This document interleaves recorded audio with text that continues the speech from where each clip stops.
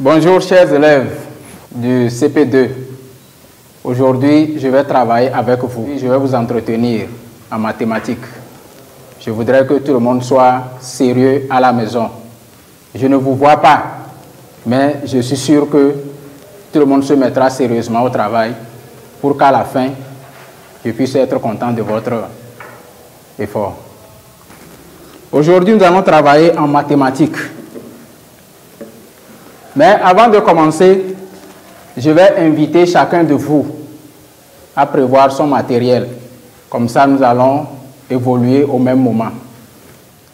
Donc chacun n'a qu'à chercher la craie, l'ardoise, un crayon ou un bic et un cahier.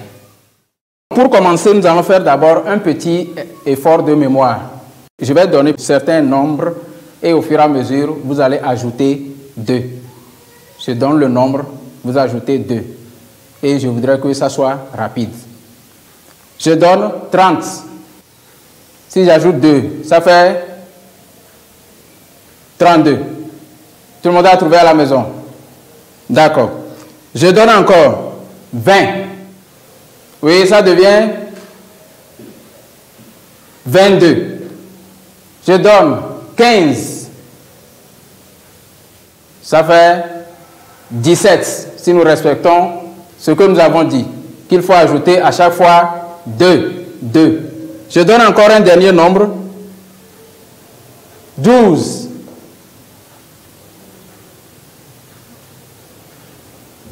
Je trouve 14. Très bien. Je veux que tout le monde suive au même moment. Nous allons passer à une étape où nous allons faire un petit exercice. Ce sera calcul mental. Nous allons faire le calcul mental. Nous allons compter de 5 en 5. Moi, je vais commencer. 5. Le nombre suivant doit être... Tout le monde a trouvé. Le nombre suivant doit être 10. J'enregistre 10. C'est dans ma tête. Je vais encore ajouter 5. Ça devient... Tout le monde a trouvé. Ça devient 15. Encore 15, on va ajouter 5. Ça fait 20 maintenant. Très bien, j'espère que tout le monde a trouvé aussi. Avant de passer à la leçon d'aujourd'hui, nous allons d'abord faire une petite révision sur ce qui a été déjà fait. Nous savons tous que nous avions déjà fait la leçon sur l'addition des nombres. L'addition des nombres. Tout le monde se rappelle? Voilà. Donc, nous allons faire un petit contrôle sur l'addition des nombres avant d'évoluer.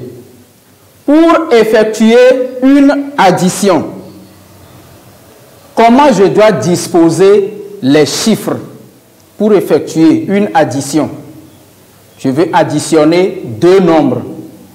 Pour pouvoir faire cette opération et trouver la réponse correcte, comment je dois disposer les chiffres?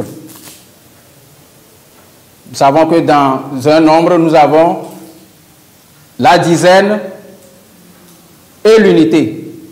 Comment je dois disposer les nombres pour résoudre mon opération lorsque je vais faire une addition? J'espère que chacun se rappelle ce que nous avions fait la dernière fois. Oui, pour effectuer une addition, je dispose bien les chiffres. Je pose le chiffre des unités sous le chiffre des unités, c'est-à-dire je dispose unité sous unité et dizaine sous dizaine. Et lorsque je dispose bien, je peux facilement résoudre mon opération. J'additionne les unités entre elles et les dizaines entre elles. C'est bon. Prenez les ardoises. Nous allons essayer de résoudre cette opération. Je vais écrire ça au tableau. Nous avons 53 plus 25. 53 plus 25. Chacun pose ça sur son ardoise à la maison. Soyez sérieux. Ne croyez pas que vous n'êtes pas avec moi et vous allez vous amuser. Soyez sérieux. Il faut que chacun se concentre sur ce qu'il fait. Nous sommes à la maison, mais il faut qu'on travaille.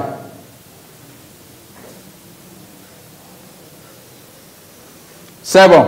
Maintenant, pour poser ça, nous avions appris un tableau qui nous permet de ne pas nous tromper. Donc, je vais faire le tableau ici. Ce tableau, nous savons qu'il renferme les deux chiffres de chaque nombre.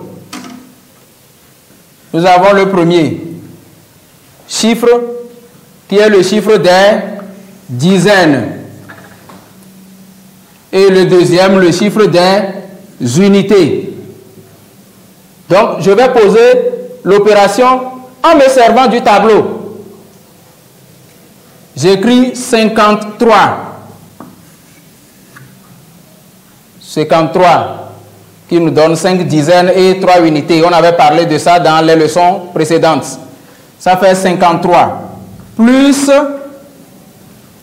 25.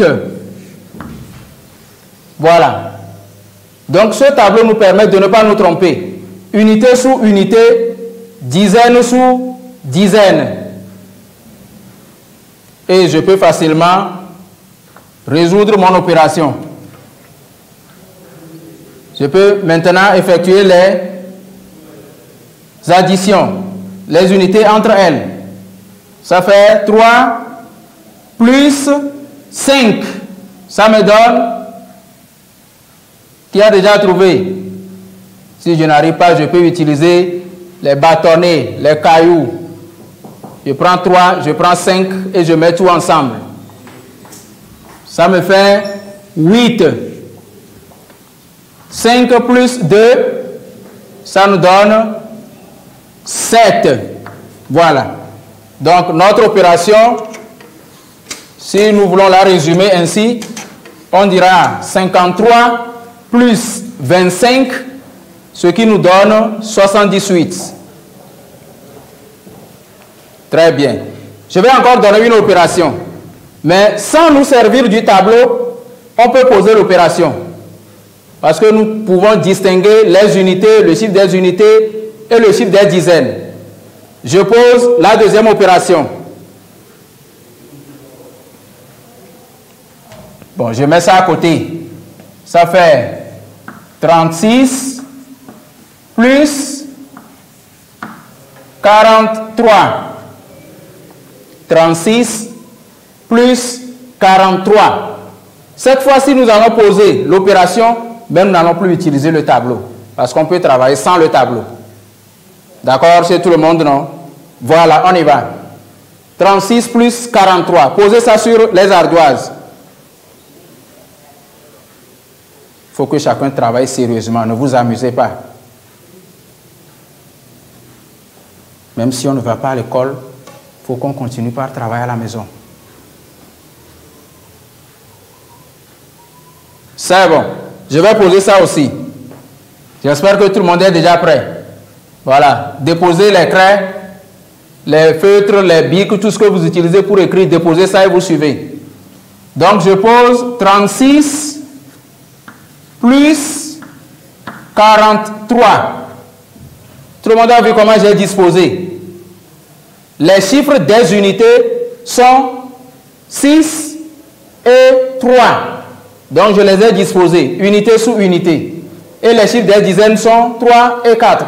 Donc, l'opération devient ainsi. Et pour la résoudre, je ferai 6 plus 3, ça me donne, on va aller un peu rapidement pour ne pas perdre le temps, d'accord? Donc, je vais aller un peu plus vite. 6 plus 3, ça nous donne 9. 3 plus 4, ça fait 7. Très bien. Ici, je trouve 79. C'est bien. Donc, nous allons aborder la leçon proprement dite, ce que nous allons apprendre aujourd'hui. Comme nous connaissons déjà comment il faut utiliser la technique de l'addition, on va maintenant mettre ça en application dans la résolution des problèmes. D'accord? Voilà. Donc, le titre de notre leçon du jour porte sur comment on va utiliser la technique de l'addition pour pouvoir résoudre un problème. C'est bon? Voilà. Comme on a déjà utilisé ici, je remets le titre à ce niveau. Titre. Je mets utiliser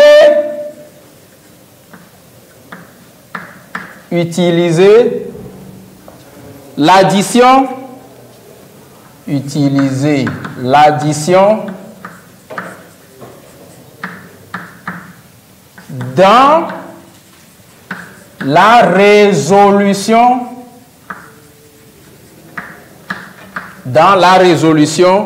des problèmes. Dans la résolution des problèmes. Donc, tous les problèmes que nous aurons à résoudre, s'il s'agit de l'addition, il faut que tout le monde soit capable de le faire. Donc, comme nous sommes au CP2, toutes les réponses que nous allons trouver ne vont pas dépasser 100. Donc, somme inférieure à 100. Nous allons ensemble chercher la solution à un petit problème. Donc, le problème, je vais le mettre au tableau tout à l'heure et ensemble, tout le monde va réfléchir. Vous et moi, nous allons essayer de résoudre cette situation. D'accord? OK. Je vais mettre le problème au tableau qui va nous permettre de rentrer dans notre leçon du jour. Donc, voilà notre problème. Donc, chacun va lire silencieusement et après moi aussi je vais lire. Bon, je lis le problème. Joseph veut prévoir des cailloux pour ces différents jeux. Il a donc ramassé 12 cailloux le matin. Comme ça ne suffit pas. Pour augmenter le nombre de ses matériels, il a encore ramassé 15 cailloux le soir. Combien de cailloux Joseph a-t-il ramassé en tout?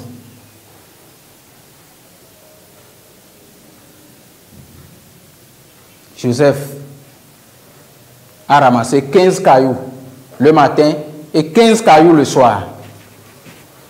Nous voulons trouver le nombre total de cailloux que Joseph a ramassé.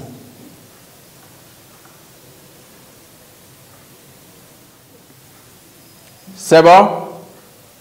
Voilà, nous allons résoudre cette situation ensemble. Pour le faire, chacun prend ses cailloux à la maison ou bien ses capsules. J'ai aussi mes cailloux. Ceux qui ont des capsules, prenez-les.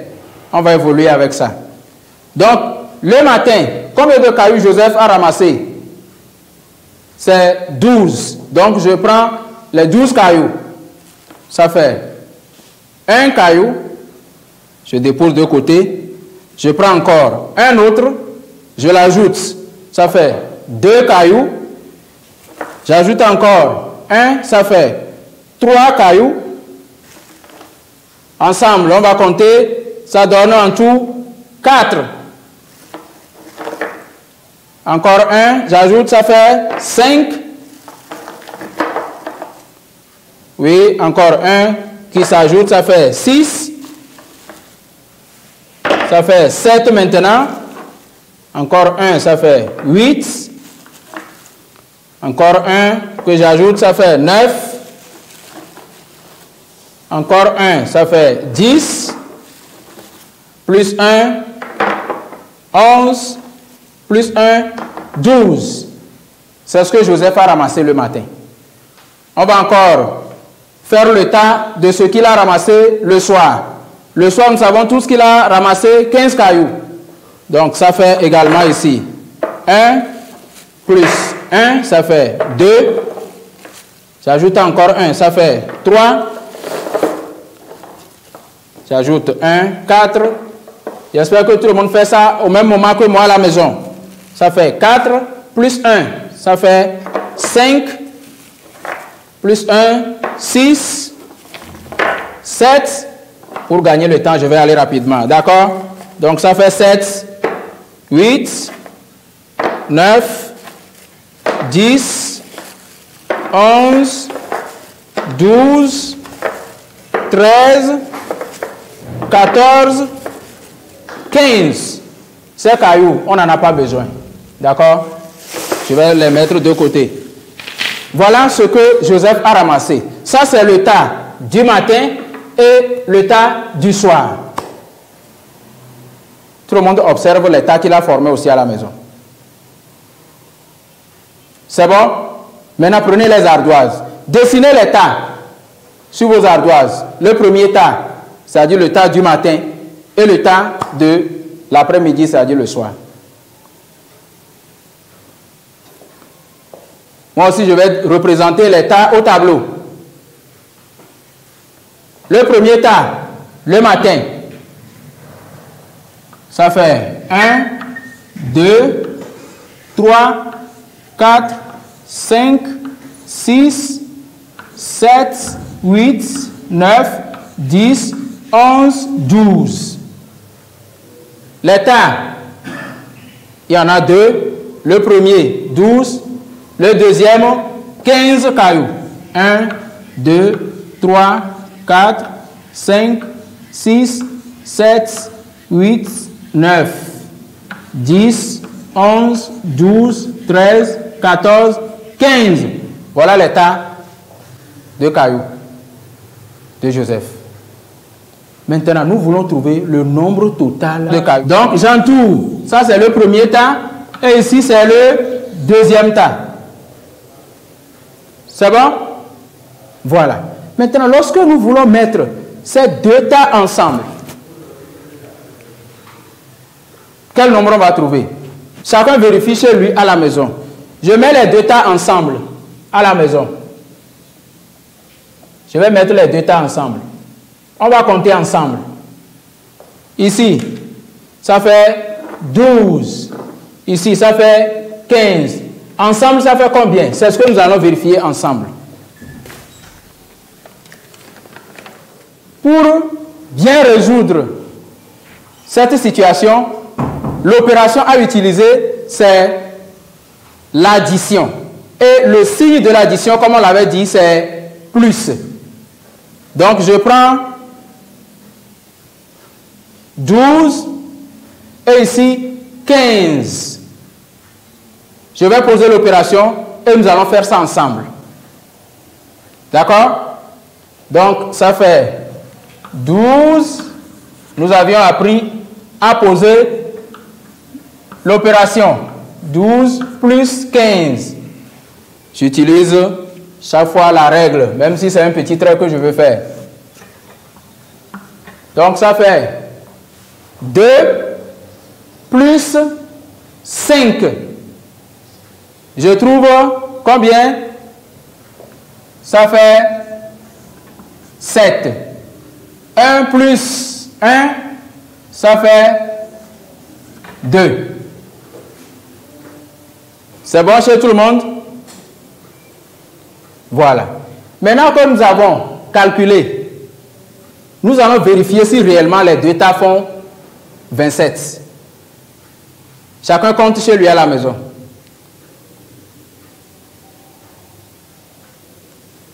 Je vais compter aussi. Suivons ensemble. Ici, ça fait 12. J'ajoute, ça fait 13, 14, 15, 16, 17, 18, 19, 20, 21, 22, 23, 24, 25, 26 et puis 27. Donc ça prouve que nous ne nous sommes pas trompés. D'accord? Mais comme nous sommes en situation de problème, je vais vous apprendre comment on dispose le problème. Donc je vais écrire ici solution Et ici, résultat, c'est-à-dire la réponse que nous avons trouvée. Et ici, opération. Donc, je souligne solution, résultat, opération. Et je sépare les deux comme ça. N'oubliez pas, à chaque fois que nous allons faire un problème, c'est comme ça que vous allez présenter ça aussi.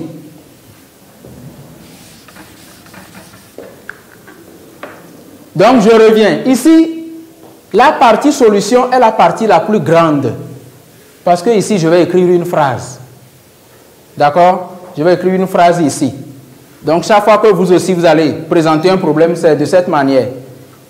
Je vais voir la question qu'on m'a posée. Combien de cailloux Joseph a-t-il ramassé en tout? Donc, je vais répondre à cette question. C'est une question qu'on m'a posée. Je vais répondre à ça en disant, qui a déjà une idée sur ça?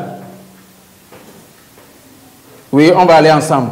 Combien de cailloux Joseph a-t-il ramassé en tout? Je dirais, Joseph a ramassé en tout. Ou bien je peux dire, Joseph a ramassé 2 cailloux. Je peux m'arrêter là-bas, ça ne dérange pas. D'accord? Ou bien je peux dire le nombre de cailloux que Joseph a ramassé. Donc, on prend une phrase. Moi, je vais écrire Joseph a ramassé en tout.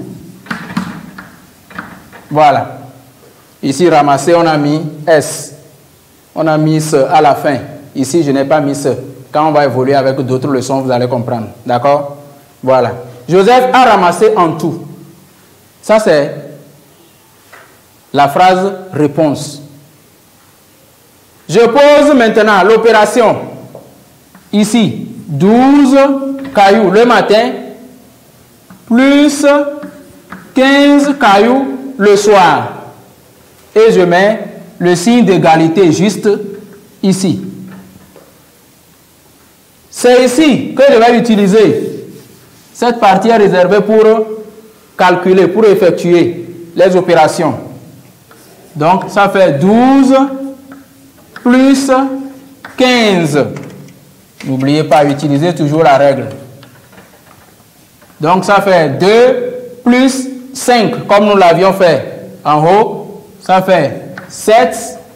1 plus 1, ça fait 2. Voilà, j'ai trouvé ma réponse que je vais reporter ici. Je ne vais pas oublier.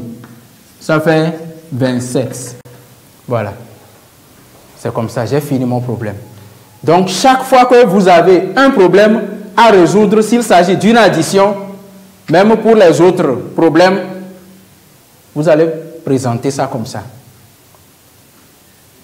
J'espère que tout le monde va présenter une situation de problème comme ceci, avant de la résoudre. D'accord. Soyez sérieux, d'accord? Je ne vous vois pas. Mais je sais que certains sont en train de s'amuser. Ce n'est pas bon. Bien. Nous avons résolu cette situation. Je vais vous donner un petit exercice aussi pour voir si, comment nous avons évolué jusqu'à ce niveau, vous aussi vous allez le faire. D'accord? Donc je vais mettre tout à l'heure au tableau un petit exercice d'application et nous allons résoudre ça ensemble. Donc voilà notre exercice d'application. Ok, je vais lire. Papa a 50 jeunes plants de manguier. Il vient d'acheter encore 35 jeunes plants de manguier. Aide papa à trouver le nombre total de jeunes plants de manguier. Papa a 50 jeunes plants de manguier. Il vient d'acheter encore 35 jeunes plants de manguier. Aide papa à trouver le nombre total de jeunes plants de manguier. Ici, notre phrase de réponse doit être quoi? Est-ce que ce sera encore Joseph? Non.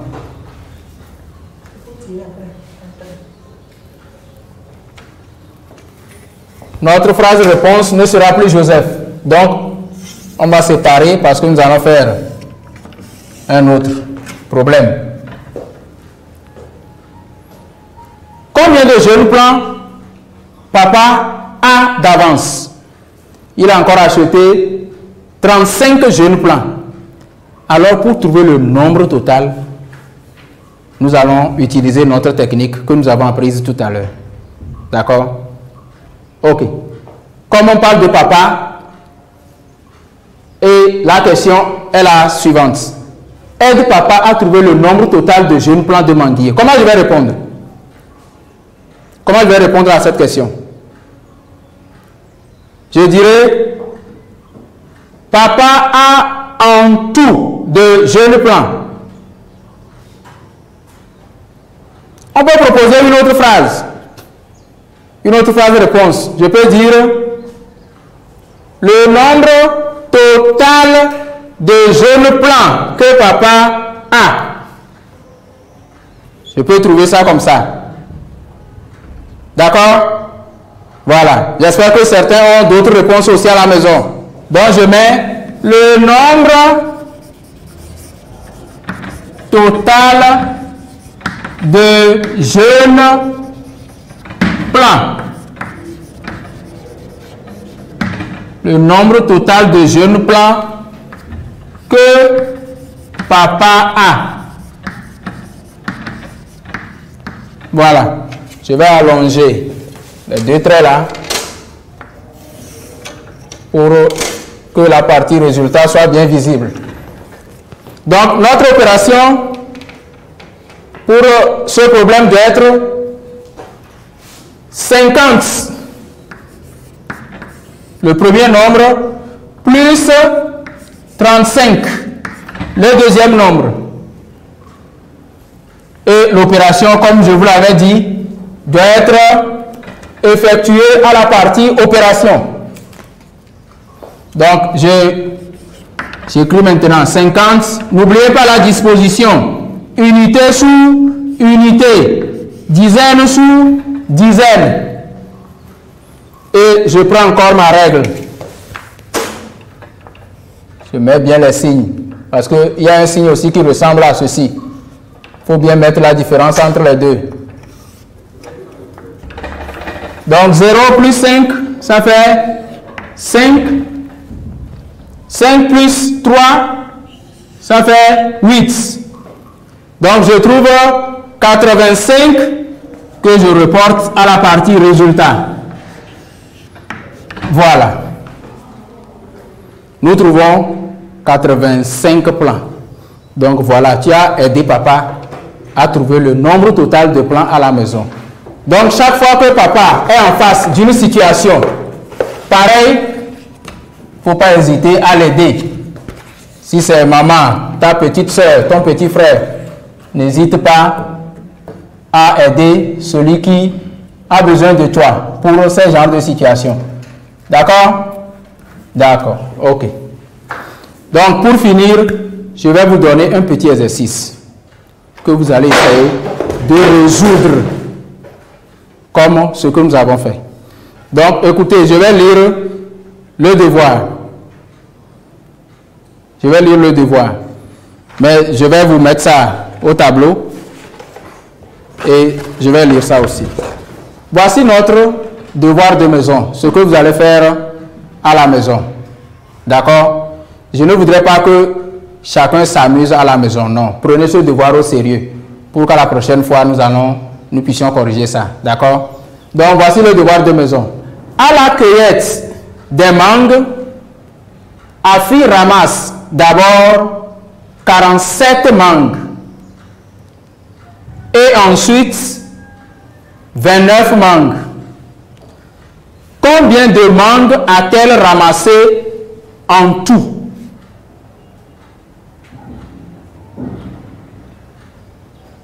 Afi a ramassé les mangues en deux temps. 47 d'abord et ensuite 29. Combien de mangues Afi a ramassé en tout?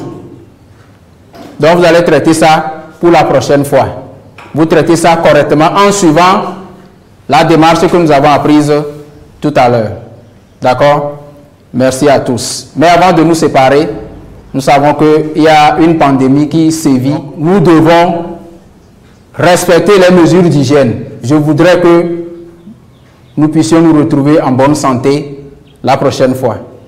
Donc, pour vous retrouver en bonne santé pour la prochaine émission, pour la prochaine séance, vous devez éviter de vous toucher le nez, les yeux, même la bouche. Et chaque fois, vous devez vous laver les mains avec de l'eau, du savon, voire même de l'éponge si on peut l'ajouter.